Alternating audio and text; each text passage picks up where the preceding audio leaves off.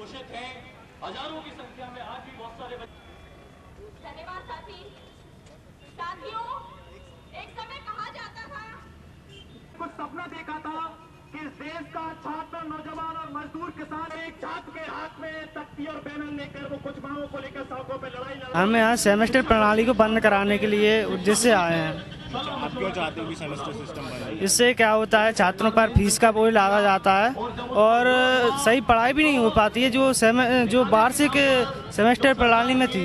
अब ये है ना 2 भागों में बांट दिया है। एक 6 माह बाद होते हैं जी, है ना, तो इनसे छात्रों का सही अध्ययन भी नहीं हो पाता इनसे।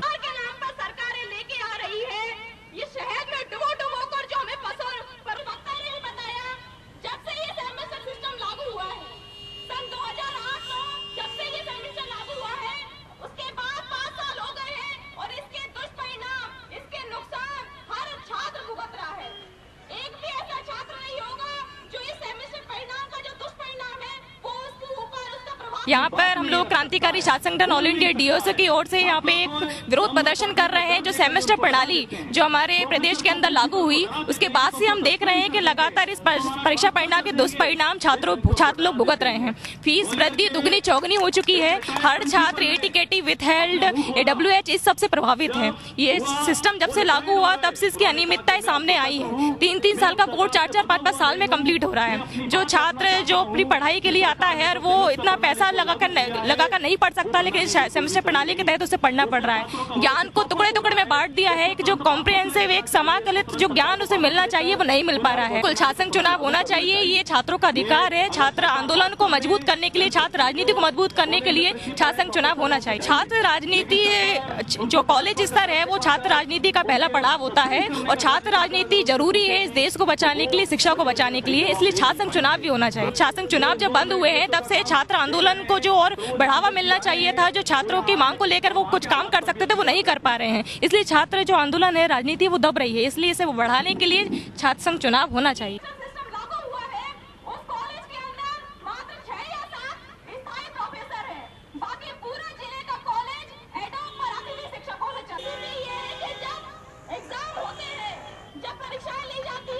सचिव मंडल सदस्य हूँ और आज हम लोग ये जो धरना दे रहे हैं, ये सेमेस्टर प्रणाली जो लागू हुई है मध्य प्रदेश में BA BSc BCom में, जो 2008-9 से लागू हुई है, हम लोग इसको वापस लेने की मांग को लेकर आज यहाँ प्रदर्शन कर रहे हैं। क्योंकि इसने एक तरफ जहाँ फीस वृद्धि बहुत बढ़ाई है, शिक्षा का खर्चा बहुत बढ़ाया है, वहीं इसने अनियमितताओं और अनिश्चितताओं को जन्म दिया है।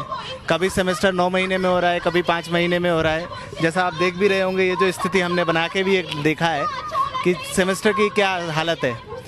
खुद इस बरकतुल्लाह यूनिवर्सिटी में कई जगह पर अभी जो कॉलेज संबंधित हैं, अभी तक फर्स्ट सेम का एग्ज़ाम चालू नहीं हुए हैं। तो इस तरह की जो अनिश्चितता आ रही है स्टूडेंट्स के दिमाग में, इसलिए हमारा मानना है कि ये शिक्षा को पूरी तरह बर्बाद कर देगा। सभी क्लासेस के हैं और अलग अलग जिलों से हैं, BA BSc BCom सब जगह के स्टूडेंट्स हैं। हाँ, ग्रेजुएशन है, पोस्ट ग्रेजुएशन के भी स्टूडेंट्स हैं। ये अलग अलग जगह से गुना, ग्वालियर, सागर, इंदौर, भोपाल। स्वाभाविक है क्योंकि सेमेस्टर प्रणाली जो लाई गई है, शिक्षा के व्यापारीकरण के एक चरण के तौर पर ही लाई गई है।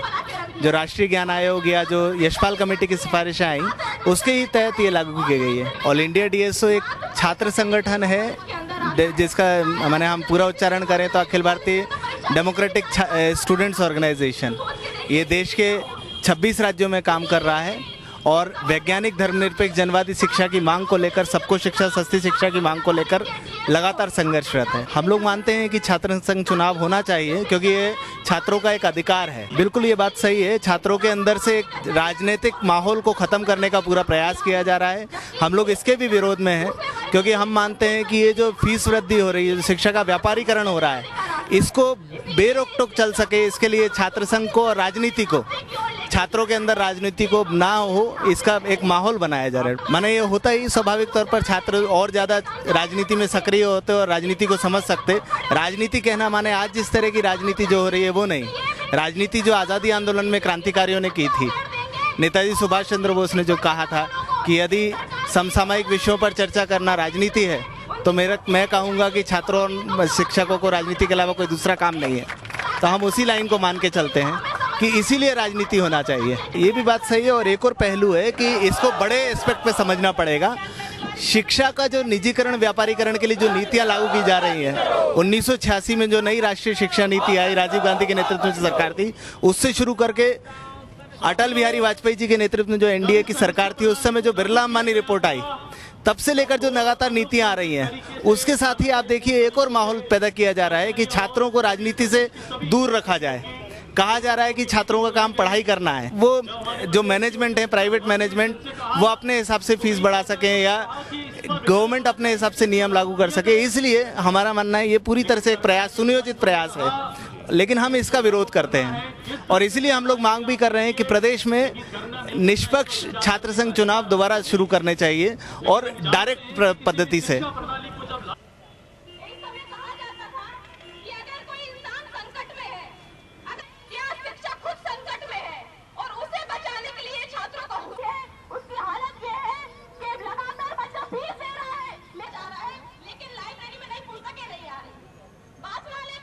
देखिए, पूर्ववर्ती सरकार ने छात्रों को दब्बू बनाने के लिए ये छात्र संघ के चुनाव बंद करवाए थे। आपको अच्छी तरीके से याद होगा, कुछ घटनाएं उस वक्त हुई थी, चित्रकांत जायसवाल वाली या और मूवमेंट हुए थे, तब ये हुआ था। इस कारण से छात्र संघ चुनाव बंद कराए गए थे।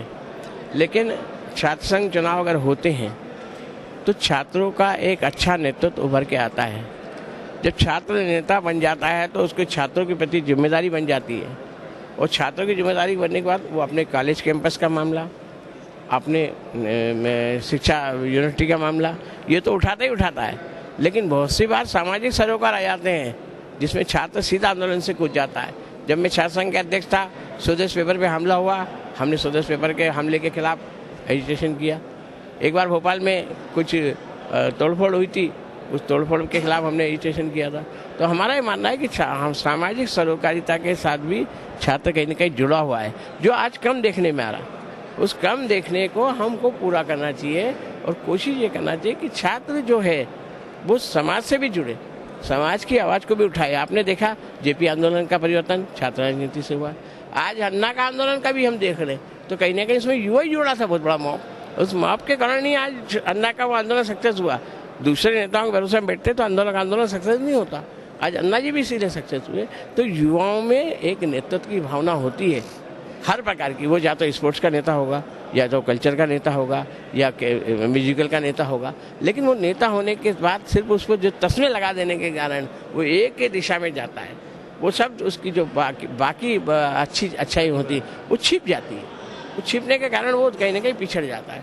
तो हम ये चाह रहे हैं कि छात्र संघ चुनाव के माध्यम से उसकी प्रतिभा को आगे लाएं, आगे लाकर उसको समाज में दें।